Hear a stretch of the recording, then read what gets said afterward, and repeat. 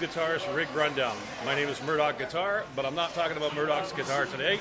I am talking about Mr. Jones's guitar. This is TYE Jones. He plays with the local band called Tall, Dark, and Dirty. I'll give you a quick guess of who's the tall, dark, and dirty one. It's all about me. It is, and today it really is all about you. Right on. So we're going to start with your guitar. What are you playing tonight? Okay, this is my newest guitar. I actually bought it for myself for Christmas. Right on. And I bought it because it's got these mini humbuckers that I haven't had in years. Okay. And it's a reissue of a 70s Deluxe Gibson. So it's a Gibson Les Paul Deluxe. And yeah, on sale at Long and McQuaid. Now, check this out. Let's see that. See, look at it. He's got the strings overwhelmed the stop bar. Yes. Why do you prefer it like that? I find I get a little more of a silky feel. Okay, I like the feel a little better. It doesn't change the action or anything like that. Yeah. But it gives me a little bit more.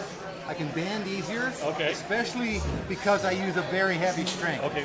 Just because you mentioned it, what size of strings? I use 1154. 11. Wow. Yeah, 1154s. That's 1/1000th of an inch heavier than I like to use. I use 10s. Yeah, there you go.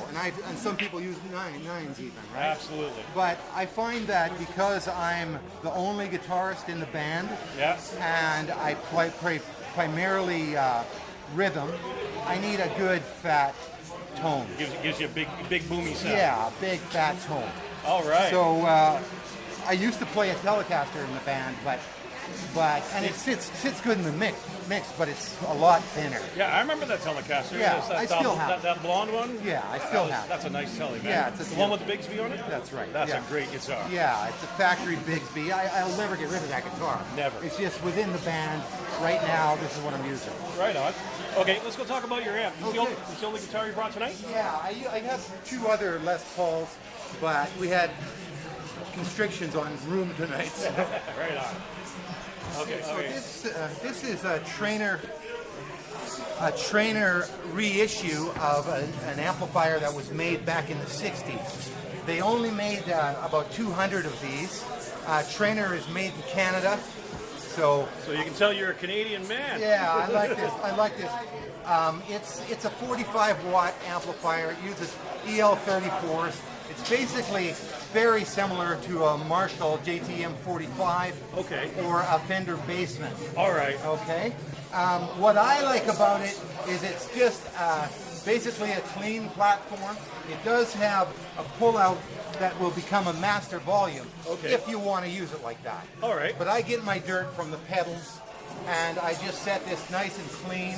Okay. Or on the edge of breakup. So this is your pedal platform amp, Yeah, as opposed to exactly. driving the hell out of it Exactly. to get the dirty. Exactly. All right. I've done that before, but I find that I get a little better tone just by using it clean. You know, unless it's cranked on with the master volume, I get a better tone. Right on. Using it this way. That makes sense. But the number one reason that I like it is it's got a power soak built in. Okay, and I gig it actually. Let's turn it around so the camera can see. Yeah. Right there. Yep. You can set it at 0.1 watt, 1 watt, 5 watts, 20 watts, or 40 watts. All right. And it's got so much jam, I gig at 5 watts. You gig it at 5 watts. I gig it at 5 watts. Right on. Okay. So tonight you're only gonna run it at 5 watts tonight. 5 watts, exactly. And I do have a very, very efficient speaker, probably the most efficient speaker. It's not a stock speaker in here. Oh yeah, what do you have in here? It's an Electro Voice EVM 12L. Okay. It's actually a 200 watt driver, but it's 102 dB at 1 watt. Oh, right on. Okay, it's very, very, it's probably the most expensive driver you can buy. They're like $400. And then you have it in this really natural road. They call this road worn. In other words, you beat the crap out of this old HK cabinet. Yeah. This came with a Classic 30, which is a good speaker. Yeah. But I just prefer that other. You like what you like, and you don't have to make excuses for That it. is exactly correct. Yeah, I'm totally happy with my amplification rig. Right Totally on. happy. And I've had some good rigs before, but this one just does it for me. Yeah, it's this is a nice collectible head. Yeah. Real, like the real deal. Honestly, and then a modified used Kettner cabinet. Exactly. I mean, that's actually a killer setup. Yeah, it's really good. It's really good. It's got good tone. It's heavier than hell, but I'm still young enough to carry it around. Right on. All right, so now we're going to talk about Ty's pedal board. This is where all the magic happens. Yeah. All right, so let me see the camera for a minute, please. We're just going to take a nice close-up, and we're going to walk through it. Okay, this is where all the pretty stuff happens.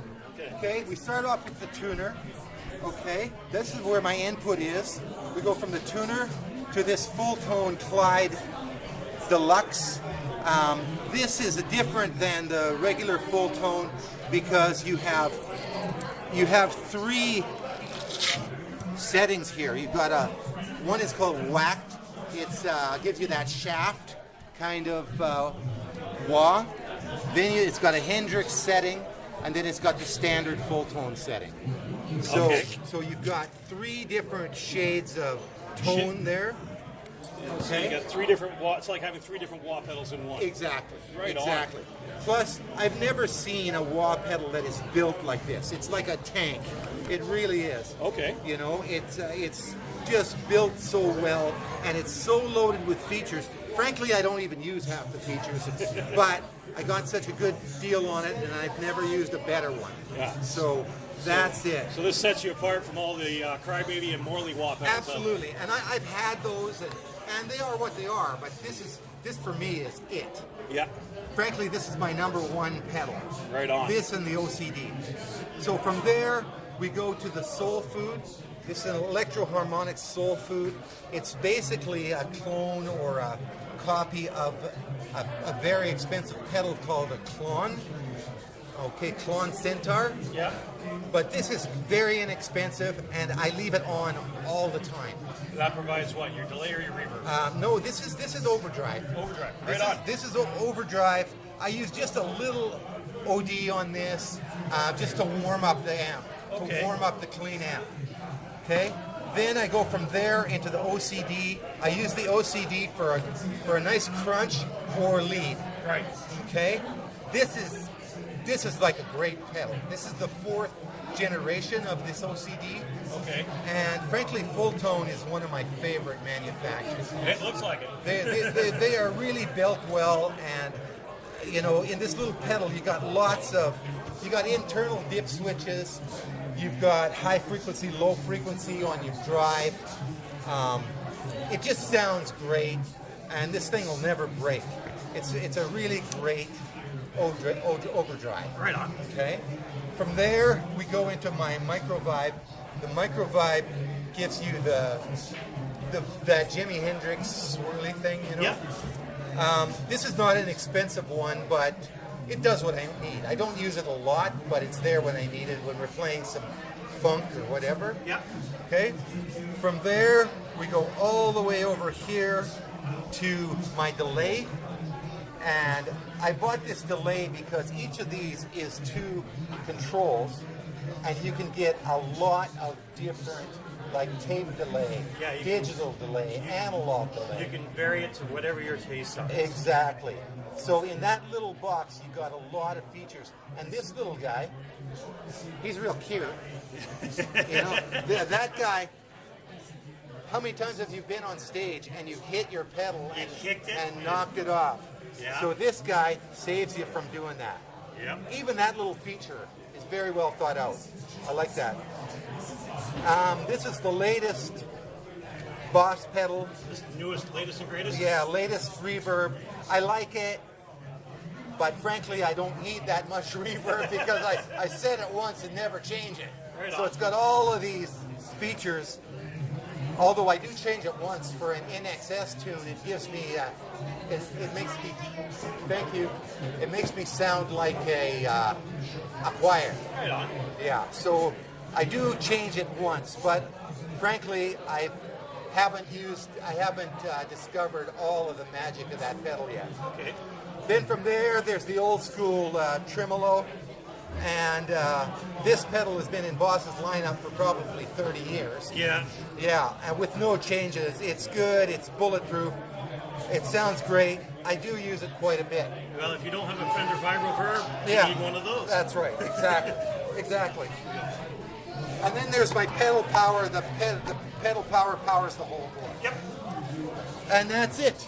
And I did modify the board because I found that the angle of the board was too much for my wah if the back was that low. Okay. So I just nailed some wood on there. Right on. Yeah. So there we are. All right, YouTube. That is this week's episode of Local Guitarist Rig Rundown in the can. We got to say thank you to my good friend Ty Jones here. Thank you, Marcel. From the Tall, Dark, and Dirty Band. And you guys can find them. You can find you guys on YouTube, right? Yeah, we're on YouTube. We just uploaded our latest CD. It's called Tall, Dark, and Dirty Blue Lake on YouTube right now. And can they find you on Facebook? On Facebook, yeah, Tall, Dark, and Dirty. Please join us. Give us a like. Right on. Thank you. No problem. We'll see you later. All right. Thanks, guys.